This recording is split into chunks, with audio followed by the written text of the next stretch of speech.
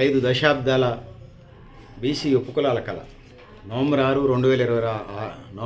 2024 నాడు నెరవేరుతుంది. సో ఏ విధంగా ఈ దేశంలో ఉన్నటువంటి ఈ రాష్ట్రంలో ఉన్నటువంటి తెలంగాణ రాష్ట్రంలో అటు దేశవ్యాప్తంగా కూడా సర్వే చేయాలని చెప్పేసి బీసీ సమాజం 5 దశాబ్దాలుగా బీసీ నాయకులు వాళ్ళ జీవిత కాలాల్లో కోరుతూ ఉన్నారు. మొత్తం తెలంగాణ రాష్ట్ర వ్యాప్తంగా 33 జిల్లాలు ఉన్నాయి. ఈ 33 జిల్లాలకు సంబంధించి సకల కుల జనగణన చేయాలని చెప్పి కోరుతూ ఉన్నారు. ఈ 33 కులాలకు సంబంధించి ఇదైన నేపథ్యంలో ఇప్పటికే నల్గొండ, యాదాద్రి భువనగిరి, జగిత్యాల, గద్వాల్లో సర్వే పూర్తయింది. కామారెడ్డి, మంచిర్యాల, ఆసిఫాబాద్, నిజామాబాద్ జిల్లాల్లో, సిరిసిల్ల జిల్లాలో కూడా సర్వే పూర్తయినట్టుగా భావించవచ్చు. మొదట్లో ప్రజలకి కొన్ని రకాల అనుమానాలు, అపోహలు ఉన్నాయి. సో బీసీ సంఘాల నాయకులు కానీ ఇది చాలా కాలంగా 5 దశాబ్దాల కళ, 100కి 70% ఉన్న ప్రజల కళ, లేదా 100కి 65% ఉన్న ప్రజల కళ నెరవేరాల్సిన అవసరం ఉంది. బీసీ సమాజం ఏం కోరుకుందని చెప్పాల్సిన అవసరం ఉన్నది. ఏదైతే ఉన్నదో అనుమానాల, అపోహలకి తావు లేకుండా బీసీ, ఎస్సీ, ఎస్టీ, మైనారిటీలు ఇది వాళ్ళ అభివృద్ధికి పాడుపడుతుందని చెప్పేసి బీసీ ఉపకులాలు, బహుజన ఉపకులాలు చెప్పడంతో ఈ పెద్ద ఎత్తున ఈ కార్యక్రమాన్ని చేపడుతున్న నేపథ్యాన్ని మనం చూస్తూ ఉన్నాం. దీనికి సర్వేలో సానుకూలత వ్యక్తమైంది. సామాజిక, ఆర్థిక, రాజకీయ అన్ని రంగాలకు సంబంధించినటువంటి సర్వేని ఇవ్వమని చెప్పేసి కుల జనగణన తయారు చేయడం జరిగింది. దీన్ని గత బీసీ కమిషన్ చైర్మన్లు, సభ్యులు కలిసి తయారు చేశారు. అంటే మా పెద్దవాళ్ళు అంటే మా ప్రయోజనాల గురించి తయారు చేస్తారు కదా. నా పెద్దవాళ్ళుగా నా కుటుంబానికి సంబంధించిన పెద్దల, నా ఊరికి సంబంధించిన పెద్దల, నా జిల్లాకు సంబంధించిన పెద్దల, నా రాష్ట్రానికి, దేశానికి సంబంధించిన పెద్దల, మా బాగుని కోరుకునే వాళ్ళే ఉంటారు.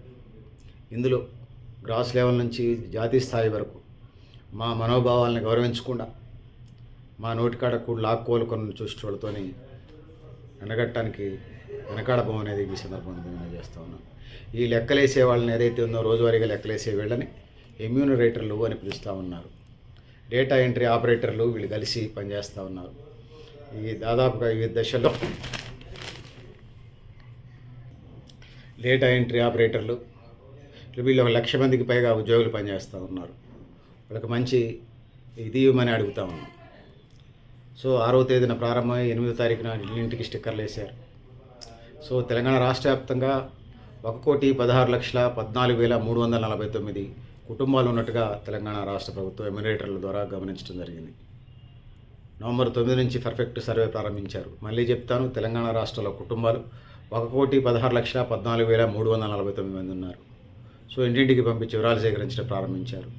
ముఖ్యంగా ఇందులో గ్రామీణ ఈ 1,16,14,349 కుటుంబాల్లో ఎన్ని గ్రామీణ ప్రాంతాల్లో ఉన్నాయి ఈ కుటుంబాలు, ఎన్ని పట్టణ ప్రాంతాల్లో ఉన్నాయని మనం చూసుకోవాల్సి వచ్చినప్పుడు పట్టణ ప్రాంతాల్లో 51,73,166 కుటుంబాలు ఉన్నాయి.